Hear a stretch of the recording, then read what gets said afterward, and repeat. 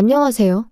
의사 남편 만났다고 제가 무슨 인생 대역전이라도 한 것처럼 생각하던 시댁에 한방 속 시원하게 날려주고 이혼해버렸습니다.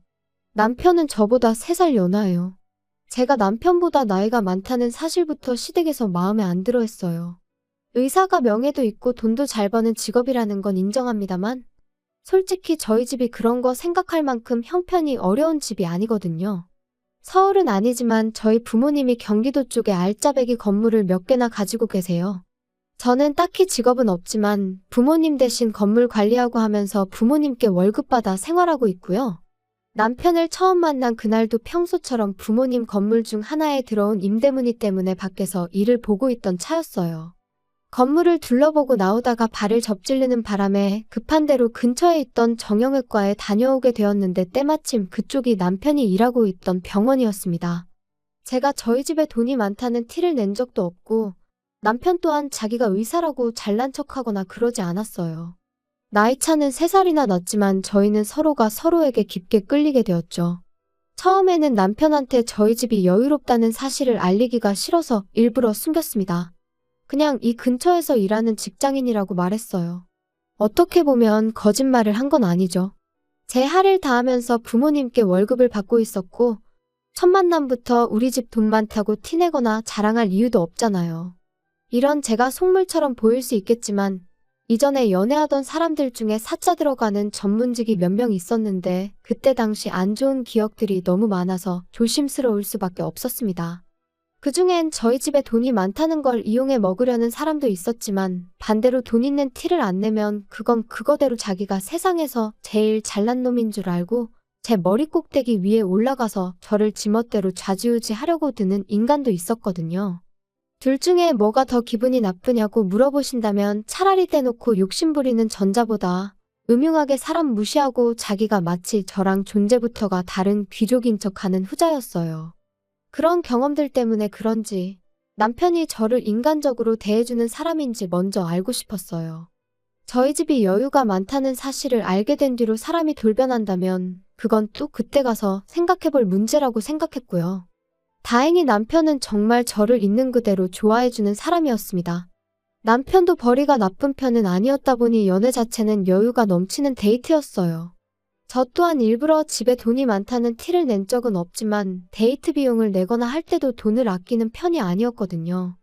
아무튼 그렇게 자연스러운 만남을 이어오다가 서로 결혼 이야기를 꺼내게 되었습니다. 그 후에 얼마 지나지 않아서 남편의 집에 인사를 드리러 가게 되었고요. 그때 시어머니를 처음 만났는데 시어머니가 아들 사랑이 참 유별난 사람이라는 건 그때 이미 알게 되었습니다. 은연중에도 계속해서 우리 아들한테 시집 오는 사람은 정말 땡 잡은 거라면서 말이죠. 그런데 그 말투가 마치 너는 안 된다는 듯한 말투였어요. 연신 우리 아들이 연상의 취향인 줄은 몰랐다 하면서 저를 겪어보지도 않고 이거 기가 센 며느리가 집에 들어오게 생겼느니 어쩌느니 하면서 싫은 티를 숨기지 않았죠. 마치 공부만 하느라 세상 물정 모르고 자란 당신 아들을 인생 역전할 기회만 노리는 늙은 여우가 낚아챈 것처럼 보는 눈치였어요. 시어머니의 계속된 아들 자랑에 남편은 머쓱해졌는지 그만 좀 하라며 세상에 자기보다 잘난 사람이 얼마나 많은 줄 아느냐고 했지만 시어머니는 남편이 그러면 그럴수록 너는 대한민국 상위 1%라느니 귀족이니 하면서 남편을 계속 추켜 세워줬죠. 연애하면서 혐오했던 인간상이 딱 그쪽이었거든요. 자기 직업 하나 믿고 세상 사람들을 자기보다 아래라고 깔고 보는 사람들 말이에요. 남편은 그런 사람이 아니었지만 시어머니가 될 사람이 그런 사람이라는 사실이 달갑지만은 않았습니다. 그래도 끝까지 결혼을 결심한 건 제가 결혼을 해도 남편이랑 하는 거지 시어머니랑 하는 게 아니라고 생각했기 때문이에요. 남편은 자리에서도 자기를 한껏 낮추며 겸손한 모습을 보여주었으니까요. 거기에 그날 인사를 드리고 난 뒤 어머니는 자기가 꼭 책임지고 마음을 돌려놓겠다고 이야기를 했으니 아들 말이라면 껌뻑 죽는 사람인데 남편이 중간에서 역할만 잘해준다면 아무 문제 없겠다 싶었죠. 그렇게 3개월 정도 쭉 연애를 이어오고 있는데 기어이 결혼 허락을 받아왔어요. 사실 제 나이가 이미 30대 중반을 바라보고 있는 가운데 솔직히 연애는 몰라도 결혼 욕심은 크게 없는 상황이었죠. 그렇다고 당시 남편이 저나 저희 집 재력을 정확하게 파악을 하고 있지 않은 가운데 부모님 반대에도 불구하고 끝내 결혼 허락을 받아온 모습이 한편으로는 감동적이었고, 이 사람이라면 결혼해도 평생 행복할 수 있겠다는 확신까지 주었습니다. 그렇게 저도 결혼 준비를 시작했고요. 그 후에 바로 남편이 저희 집에 인사를 드리러 가게 되었는데, 그때 처음 저희 부모님이 건물 몇 개를 가지고 계신다는 사실도 말해줬죠. 그 후에 상견례를 하기 전 시어머니를 다시 만날 기회가 있었습니다. 직접적인 말은 꺼내지 않았지만 그 자리에서만 몇 번이고 결혼하면 아내가 남편 뒷바라지를 잘해줘야 되는 거라는 이야기를 하셨죠. 나이가 많다고 아들 기죽이고 그러면 안 된다는 식으로도 이야기를 했는데, 저는 그런 말들이 전부 결혼을 허락해줬으니 말 그대로 아들 기죽이지 말라고 꺼낸 이야기인 줄로만 알았어요. 상견례 자리에서 꺼낼 말들의 밑밥이었다는 건 생각도 못했죠. 상견례 자리에서 시어머니는 또 다시 한번 의사 아들 자랑을 시작했어요. 이미 저희 집이 금전적으로 부족함이 전혀 없는 상황이란 걸 알고 있었을 텐데도 불구하고 의사 사위 얻는 걸 아주 땡 잡은 줄 알라는 식으로 나오셨죠. 의사 사위라는 게 돈만 있다고 해서 얻을 수 있는 게 아니라는 식으로 말이에요. 남편은 아주 질색을 하면서 시어머니가 아무 말도 못하게 막으려고 노력했지만 이미 터진 시어머니의 입을 멈출 수 있는 사람은 없었죠. 사람이 돈만 있다고 되는 게 아니라고, 결국엔 명예가 있어야 그 돈도 가치가 있고 빛나는 법이라며 집안에 의사 식구가 들어오는 걸 대박 잡은 거나 마찬가지라고 계속 열변을 토하셨어요. 저희 부모님이 그런 말에 눈 하나 꿈쩍하실 분들이 아니었는데 시어머니가 심기를 거슬리는 말을 기어이 먼저 꺼내더군요. 예비사돈이 건물을 몇 개나 가지고 있다고 들었는데 이참에 사위한테 병원 하나 차려주면 어떻겠냐고 하더군요. 의사 아들 키워낸 값이면 못해도 예단으로 한 5억 정도는 해오셔야 할 텐데 병원 하나 차려주면 예단 문제로 길게 말을 하지 않겠다고 하는 겁니다. 상견례 자리에서 금전적인 이야기부터 꺼내는 건 안 좋은 것 같다고 저희 부모님께서 말을 먼저 자르셨고, 그런 이야기는 추후에 애들 결혼 준비하는 거 보고 다시 나누자고 잘 이야기를 하셨어요. 하지만 저희 부모님은 기분이 몹시나 상한 눈치였습니다. 의사 그까짓 게 뭐가 대수라고 저렇게 유세를 떠냐고 결혼을 엎어버리는 게 맞는 거 아니냐는 심한 말도 하셨어요. 당시 저는 남편이 정말 좋은 사람이라고 생각했어요. 의사라는 직업이나 그런 걸 떠나서 그냥 저라는 사람 그 자체를 좋아해준 사람이었으니 그 만남이 마치 세기의 만남이라도 된 것 마냥 생각해서 파혼은 하기 싫다고 했죠. 결국 부모님을 설득해 결혼을 진행하기로 했어요. 시어머니가 요구한 개업은 어떻게 절충해서 부모님이 알짜배기 상가 건물 공실 하나를 권리금이나 계약금, 세도 향후 3년 동안은 받지 않기로 해서 병원 자리만 해줬습니다. 인테리어도 어느 정도는 도와주셨으니 거의 차려주신 거나 마찬가지였죠. 병원에 필요한 장비나 그런 것들은 전부 남편이 남편 집에서 알아서 해오는 걸로 했어요.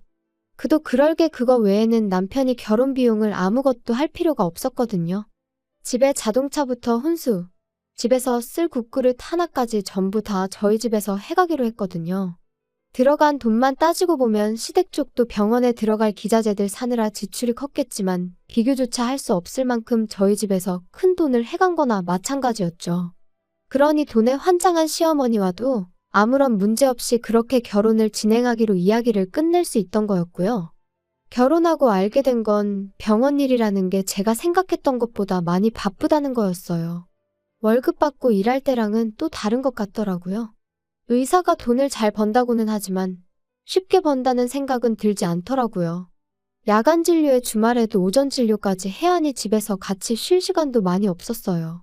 그러다 언젠가 남편이 같이 보낼 시간이 너무 없다는 식으로 저한테 아쉬운 척 말을 꺼내왔습니다.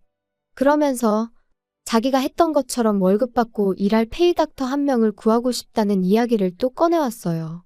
마침 자기 대학교 후배 중에 한 명이 자기 아는 후배 일할 자리가 없냐고 연락을 해왔다더라고요.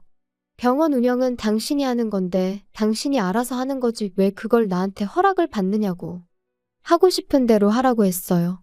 남편은 쭈뼛거리면서 당장 환자 수 생각해보면 월급까지 주기엔 적자가 나는 상황이라고 설명을 하더라고요.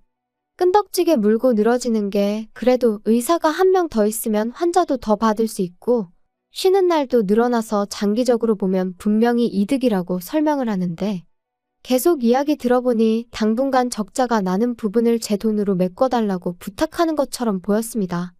그걸 알게 되니 영 아니었어요. 개인 시간이 생겨서 부부끼리 시간을 보내게 되는 건 물론 장점이긴 하지만 월급 받을 때랑 다르게 이제는 자기 이름 걸고 개원까지 했는데 당장 일 시작한 지 얼마나 됐다고 벌써부터 꾀를 부리는 건가 싶었거든요. 적어도 사람을 구해 쓴다면 그건 병원벌이가 사람 월급 주고도 남을 만큼은 벌고 난 이후에 말을 꺼내는 게 순서 아니겠나요? 각자 벌이는 생활비 제외하고 알아서 관리하기로 했는데 저희가 뭐 생활비로 한 달에 몇백씩 쓰는 것도 아니고 환자도 아예 없는 게 아닌데 왜 돈이 모자란다는 소리를 하는 건가 싶었어요. 그러다 알게 된 사실인데 알고 보니 병원 장비랑 그런 걸 시댁돈으로 한 게 아니라 남편이 자기 이름으로 대출을 받아다가 마련했다는 사실을 알게 되었어요. 그러니 돈이 모자랄 수밖에요. 다른 것보다 남편이 저에게 거짓말을 했다는 사실이 믿기지가 않더군요. 그래도 최대한 좋게 해결해 보려고 했어요. 일단 남편 대출부터 해결해 주자는 생각이었습니다. 물론 그냥은 해줄 이유가 전혀 없었죠. 여기서 해결을 해준다는 건 돈을 대신 내주겠다는 게 아니고 은행 대신 돈을 빌려주겠다는 소리였어요. 그래도 은행에 비싼 이자를 내는 것보다야 남편 입장에서는 100배 1000배 좋은 조건이었을 테죠. 그리고 그렇게 한다면 남편도 대출로 나가는 부담이 적어지니 페이닥터 한 명 구해서 조금 탄력적인 스케줄로 일을 할 수 있었을 거예요. 그렇게 되면 남편이 말하던 대로 저와 함께 보내는 시간도 생기게 되는 거니 부부 사이인 저희 입장에서는 더할 나위 없이 좋은 이야기였을 거예요. 남편도 저한테 고맙다고 이야기까지 했고요. 그런데 남편이 저희 집에 차용증을 작성했다는 사실을 알게 된 시어머니한테서 연락을 받게 되었습니다. 이미 저한테 전화가 왔을 때부터 목소리만 들어도 기분이 안 좋다는 걸 알 수 있었어요. 대번에 저한테 어떻게 남편한테 차용증을 작성시킬 수 있냐고 저를 두고 돈에 미친 독한 년이라고 하더라고요. 재주는 곰이 부리고 돈은 떼놈이 번다더니 의사 아들이 죽어라고 번 돈을 차용증까지 써가며 받아가고 싶냐고 돈으로 지금 내 아들을 손바닥 위에 놓고 부려먹으려는 속셈이냐길래 아드님한테 자초지종을 제대로 들으시긴 한 거냐고 되물었어요. 기분 나쁘게 생각하실 거 전혀 없다고요. 상견례 당시에 이야기된 것과 다른 상황인데 제가 남편 얼굴 봐서 그냥 넘어가신 건 알고 계시지 않느냐 되물었죠. 정 이런 상황이 마음에 안 드신다면 돈 이야기는 없던 걸로 하겠다고 애초에 처음 이야기되었던 대로 어머님이 남편 대출금을 해결해 주시면 되는 거 아니냐고요. 어머님 돈으로 해주시면 차용증도 안 써도 되는 거 아니냐고 했더니 아무 말도 대답 못하고 가만히 있더라고요. 할 말 다 하신 거면 전화를 끊겠다 했는데 시어머니가 다짜고짜 저한테 성질을 내는 겁니다. 의사 남편, 의사 사위 얻은 게 니들 평생의 복인 줄도 모르냐고요. 병원이 있는 건물은 공실도 잘 나지 않는 거 모르냐며 우리 아들 하나가 니네 집 건물 가치를 얼마나 올려놓은 줄 아냐며 열을 올리더라고요. 병원 들어오면서 상가 계약하신 분들이 좋아한 건 사실이긴 한데 그렇다고 해서 남편 병원이 없다고 저희가 힘든 상황도 아니었거든요. 뭘 알고 떠드시라는 말이 목끝까지 차올랐지만 시어머니니까 그렇게까진 하지 않고 그냥 무시해버렸어요. 저도 어머님이랑 사이나 빠지면서까지 남편을 도와주고 싶은 생각은 없으니 차용증 건에 대해서는 제가 알아서 남편과 상의해보겠다고요. 남편이 싫다고 하면 그냥 은행빚 유지하면서 남편이 주 6일이고 낮밤 가리지 않고 쉬는 날도 없이 사람 구할 만큼 여력이 생길 때까지 혼자 개고생하면 되는 거 아니겠냐 하고 전화 끊어버렸어요. 그날 저녁 남편이 시어머니랑 통화라도 한 건지 집에 오자마자 저한테 사과부터 하더라고요. 어머니한테는 자기가 잘 설명할 테니 저보고 기분 풀라고 저를 달래주길래 나를 달랠 생각 하지 말고 어머님하고나 이야기하라 그랬어요. 남편은 제 앞에서 떳떳하게 전화하면 될 걸 가지고 괜히 제 눈치를 보면서 서재로 쓰고 있던 방으로 가서 문까지 닫아놓고 전화를 하더군요. 무슨 작당 모의를 하려나 싶었어요. 집안일을 하나도 안 하는 남편이었다 보니 베란다에만 가도 방 안에서 나는 소리가 들린다는 사실을 알 리가 없었죠. 통화 내용을 엿듣는 게 떳떳한 일은 아닌 건 알지만 이 상황을 제대로 해명 안 해서 괜히 그걸로 시어머니랑 저 사이에 또 다른 마찰이 생길 수 있으니 똑바로 이야기하는지 들으려고 했었을 뿐인데 전화 내용을 들어보니 어이가 없더군요. 처음엔 제대로 이야기를 하는 줄 알았어요. 대놓고 시어머니한테 내가 알아서 잘하고 있는데 왜 나서서 초를 치냐며 그러지 말라고 주의를 주더라고요. 그런데 이어서 나온 이야기에 정말 온몸에 소름이 다 돋았습니다. 일단 이렇게 해서 장인 장모한테 신뢰 좀 쌓아놓고 병원 건물 명의부터 집 명의까지 싹 다 내 명의로 돌리든 공동 명의로 돌려놓아야지 이혼하면 뭐라도 우리 손에 떨어진다며 갈 길이 9만리인데 왜 이렇게 성급하시냐며 짜증을 내더라고요. 생활비도 300씩 보내드리고 있지 않냐고 그 돈이면 월급 받을 때 드리던 것보다 배는 더 보내는 건데 일단 그걸로 만족하고 계시라는데 남편이 돈에 항상 허덕이는 게 대출 때문에만은 아니었다는 사실까지 알게 되었습니다. 통화 마치고 온 남편은 뻔뻔하게 저한테 어머니랑 자리하기했고 다시는 같은 일로 저한테 연락하는 일이 없을 거라고 얼굴에 철판을 깔더군요. 당장이라도 폭발할 것 같은데 아무것도 모르는 척하고 있는 게 정말이지 너무 힘들었습니다. 작정하고 처가재산 노리는 게 저는 드라마에서나 있는 일인 줄 알았는데 바로 저한테 일어나고 있었으니 말이에요. 당장 제가 어떻게 할 수 있는 일이 없어서 다음 날까지 아무 일도 없는 척 가만히 있다가 친정부모님께 찾아갔습니다. 중간쯤부터이긴 하지만 대화 내용이 말도 안 되는 방향으로 흘러간다 싶어서 남편이 통화하고 있는 내용을 녹음해 놓았는데 그 내용을 들은 아버지께서 처음에 돈 밝힐 때부터 알아봤어야 한다며 치를 떨며 노발대발 난리도 아니셨지요. 그 길로 저랑 같이 병원으로 쳐들어갔어요. 남편은 전혀 생각도 못한 눈치로 웬일로 둘이서 같이 왔느냐고 하더라고요. 이미 물증까지 확실한데 더 기다릴 이유도 없겠구나 싶어서 곧바로 녹음해 놓았던 거 틀어주고 어디 한번 설명해보라고 했어요. 자기 목소리가 확실한데도 아니라고 잡아떼더군요. 아버지께서는 긴 말 할 것도 없다고 당장 이혼 서류부터 작성하러 가자고 호통을 치셨습니다. 내가 네 말고 내 건물에 병원 차리고 싶어하는 의사를 못 구하겠냐고? 이혼 안 하고 버티면 내 전 재산 전부 털어서라도 바로 아래층 상가들 통째로 공실 만들어서 절반은 한의원, 절반은 정형외과로 새로 열겠다고 엄포를 놓으셨습니다. 향후 3년간은 세를 따로 받지 않기로 하긴 했지만 남편이 대출도 많은데다가 시댁 생활비까지 보태야 했으니 저희 아버지께서 저렇게 나온다면 남편이 버텨낼 재간이 없었겠죠. 바로 다음날 시어머니까지 찾아와서 앞으로는 욕심부리지 않겠다고 남편과 같이 손이 발휘되도록 싹싹 비는데 오히려 그런 모습을 보니 그나마 남아있던 정까지 뚝 떨어졌어요. 위자료 얼마 되지도 않는 거 소송까지 가고 싶은 마음도 없었으니 그냥 빨리 이혼 서류에 도장이나 찍으라고 한마디 했죠. 남편은 장비랑 기타 집기들 다 빚내서 산 건데 이건 어떻게 하냐며 비굴하게 나오길래 당신 어머님 말 맞다나 병원 들어오길 기다리는 건물들이 줄을 선다고 하지 않았느냐고. 하루라도 빨리 그런 건물 찾아서 거기다 새로 개원하라고 한마디 해줬습니다. 결국 두 사람은 용서도 받지 못하고 내쫓기듯 나가야 했어요. 시어머니는 다리에 힘이 풀린 건지 병원 밖을 나서는데 몇 번을 주저앉았다 일어섰다 하더군요. 결국 1년도 채 안 되는 결혼 생활을 마치고 이혼을 하게 되었습니다. 제대로 복수를 해줘서 속이 시원하긴 했지만 결국 사람 보는 눈이 부족했던 저 때문에 이 사달이 일어나게 되었으니 한편으로는 씁쓸하기도 하네요. 남편이 저희 집 재력을 진작에 눈치채고 있었다고까지는 생각하지 않으려고 해요. 지나간 과거에 얽매이는 것보단 앞으로 제가 어떻게 하느냐가 더 중요하다고 생각하니까요. 부도 좋고 명예도 좋지만 사람의 귀천을 따지는 족속들하고는 두 번 다시 상종하기 싫네요.